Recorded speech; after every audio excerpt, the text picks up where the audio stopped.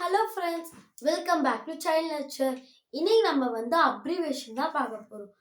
First அப்ரிவேஷன்னா என்னன்னா ஒரு வேர்டோட short form தான்.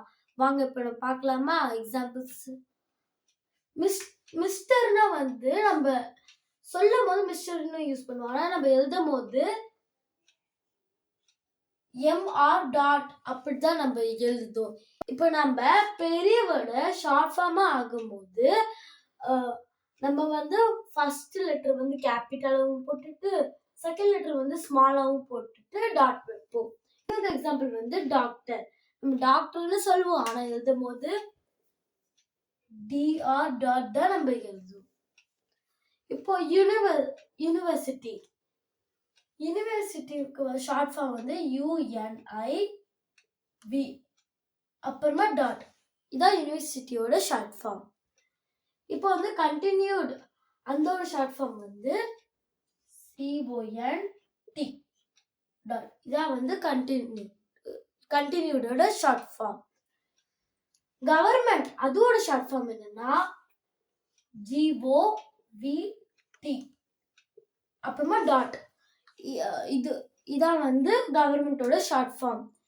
ஃபார் யுவர் இன்ஃபர்மேஷனோட ஷார்ட் ஃபார்ம் என்னன்னா ஃபர்ஸ்ட் லெட்டர் இருக்குது, அது நம்ம கேபிட்டல் லெட்டர் தான் எழுதணும், FYI.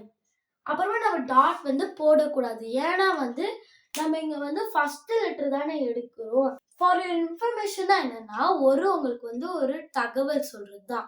பை தி வேயோட ஷார்ட் ஃபார்ம் என்னன்னா BTW.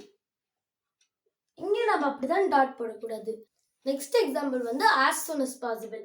as soon as possibleக்கும் first letter A S A P. இதுக்கு நம்ம அப்படிதான் டாட் வைக்க கூடாது. இதோட மீனிங் என்னன்னா நான் என்னால எவ்வளவு சீக்கிரமா முடியுமோ நான் அவ்வளவு சீக்கிரமா வரேன். நீங்க நிறைய வாட்டி நீங்க கூட யூஸ் பண்ணியிருப்பீங்க. இதோட ஷார்ட் ஃபார்ம் தான் ASAP. இன்னும் ஷார்ட் ஃபார்ம் என்னன்னா be right back. Be right back என்ன ஷார்ட் ஃபார்ம்னா BRB.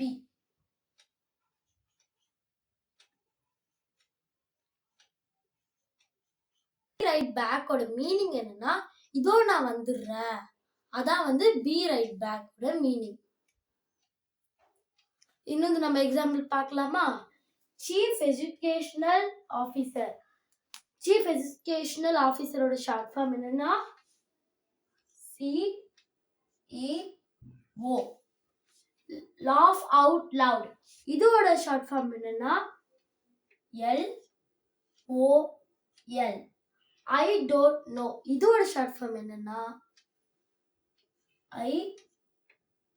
IDK. இந்த எக்ஸாம்பிள் போலாம். I don't care. இதோட ஷார்ட் ஃபார்ம் என்னன்னா IDC. Do it your self.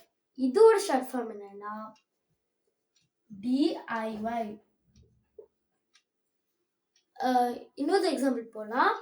End of the டேனா இதோட ஷார்ட் ஃபார்ம் என்னன்னா ENEOD.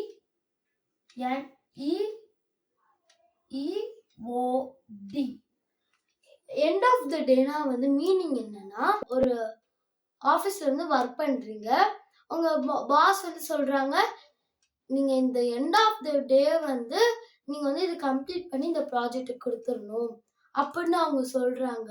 எண்ட் ஆஃப் த டேனா அந்த ஆஃபீஸ் முடியற முன்னாடியே எனக்கு அந்த ப்ராஜெக்ட் வந்துடும். இதான் எண்ட் ஆஃப் த டேவோட மீனிங்.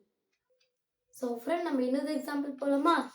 எட்ஸெட்ரா ஓட இன்னும் ஷார்ட் ஃபார்ம் தான் ETC.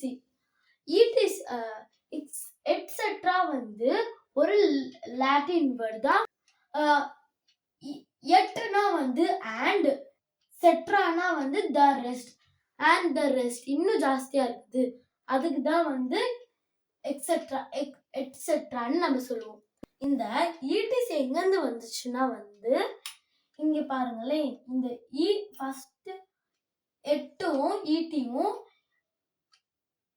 செட்ரா செட்ராவோட சியும் இது மூணு லெட்டரும் போட்டு தான் இடிசின்னு இது பண்ணாங்க. இதுக்கு நம்ம ஒரு எக்ஸாம்பிள் பார்க்கலாமா?